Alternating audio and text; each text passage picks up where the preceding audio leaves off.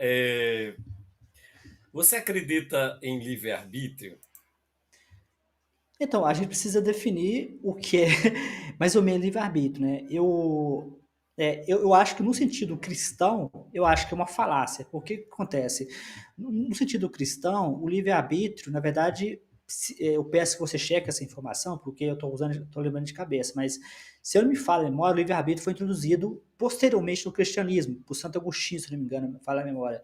Porque basicamente o problema do mal diz que Exatamente, você um está Deus certo. todo-poderoso, um Deus benevolente, não poderia permitir o mal. Isso acho que é o paradoxo de Epicuro.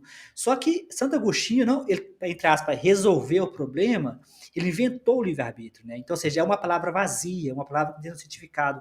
Qual o significado de você dizer que eu sou responsável por uma criança morrendo de câncer, né? Porque eles dizem que o mal do mundo existe porque o humano não exerce o seu livre-arbítrio direito, né?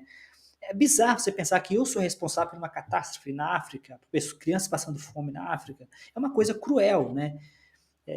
Agora, se você pensar em livre-arbítrio no sentido de escolha, tem um filme do Robocop, né? Você comentou Robocop lá com o Jason, né? Coisa e tal.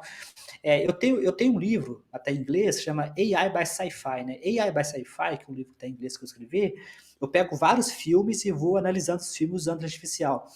O Robocop mais novo, que é o Robocop 2005, tem o livre-arbítrio, né? O Robocop, depois que ele é meio que consertado, ele estava lento, aí eles ajustaram ele, o cara fala assim, ó, ele acha que está tomando a decisão dele, mas primeiro a gente simula a decisão e dá para ele. Então ele pensa que está tomando a decisão. Então, assim, eu acho que sim, a gente tem, talvez, parcialmente, a gente tem eu sei que o livre-arbítrio é uma questão filosófica, muito debatida. Teve um debate do pastor Dan Barker versus o apologético Thomas Ross, né? Aí o pastor Barker acho que perdeu a paciência e falou: ó, pergunta para o filósofo, porque o cara que insistia que o livre-arbítrio existe, porque o cristianismo precisa do livre-arbítrio, mas eu acho que existe parcialmente, né? A gente faz algumas escolhas, a gente vive em um meio ambiente, esse meio ambiente, por exemplo, eu queria ser Einstein quando eu estava no ensino médio, mas é tantas Mas coisas isso é que uma aconteceram na. impossibilidade, porque ninguém pode ser um outro ser, então isso é Não, uma mas, não, mas, impossibilidade. mas eu não queria ser Einstein no sentido de ser o Não, Einstein, eu queria então ser Einstein aí já há uma no sentido de possibilidade. Aí a não, impossibilidade. então, Aí você, por exemplo, uma pessoa notável do ponto de vista da física, é um desejo. Então, isso é possível de ser realizado? É possível. mas eu acho Se alguém complexo, vai conseguir realizar, aí é uma outra coisa. Não acha, não? porque assim, Esse eu tema tô, eu acabei discutindo, que é um tema que suscita realmente discussão, porque é do ponto de vista filosófico, o que é o livre-arbítrio. Você começou justamente indagando, mas tem que conceituar o que é livre-arbítrio, né? E com Jesus também a gente ficou eu aqui vi, no, não, o do Jason eu vi, eu assisti, numa conversa, né? E que eu eu acho vi. muito massa. Eu acho que uma das razões é essa, mas, embora eu não deva, eu sempre digo aqui que eu, como entrevistador, eu não devo me posicionar, mas é sempre uma coisa interessante e boa, né? Quando a gente pensa do ponto de vista filosófico, é a possibilidade de escolha. O indivíduo tem possibilidades de escolha. E aí há muitos argumentos no sentido de que a gente está condicionado por onde a gente vive, tá? Por questões também genéticas, que a própria natureza né, nos dá, enfim.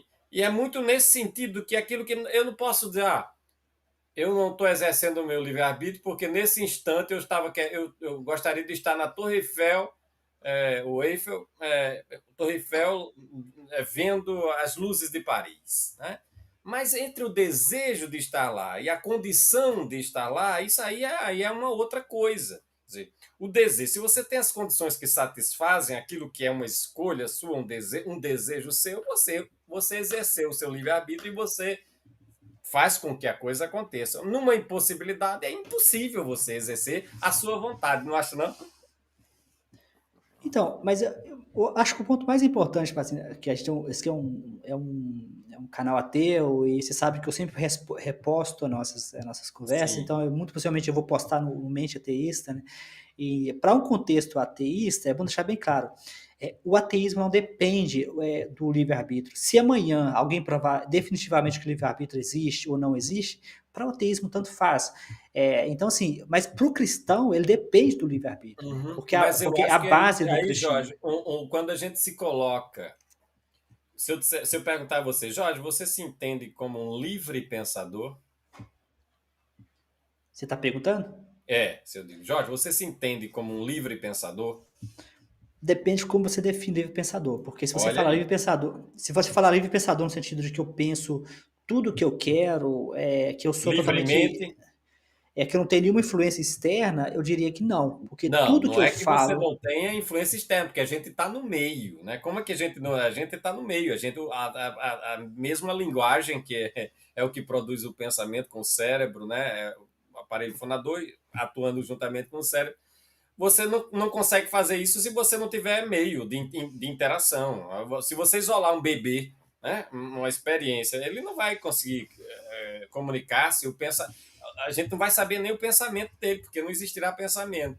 Quando eu pergunto a você, você se considera um livre pensador? O que isso quer dizer? Se você pensa por si mesmo a partir e toma decisões ou conclui sobre determinadas coisas a partir do seu raciocínio sobre aquilo.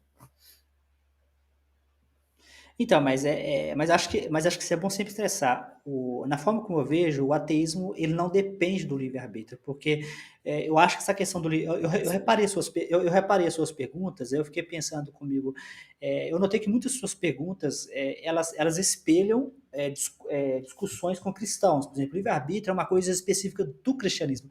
O ateísmo ele pega isso porque meio que para a gente derrubar o cristão, né? Porque é o argumento mais fraco deles, né? Um dos argumentos mais fracos é o livre-arbítrio, porque é patético você pensar que eu sou responsável pela morte de uma criança morrendo de Mas câncer, é porque eu porque a tenho. ideia de livre-arbítrio está justamente vinculada a um Deus que teria dotado o ser humano de livre-arbítrio. Eis a diferença aí, por isso que eu digo que isso é um tema também que pertine ao ateísmo.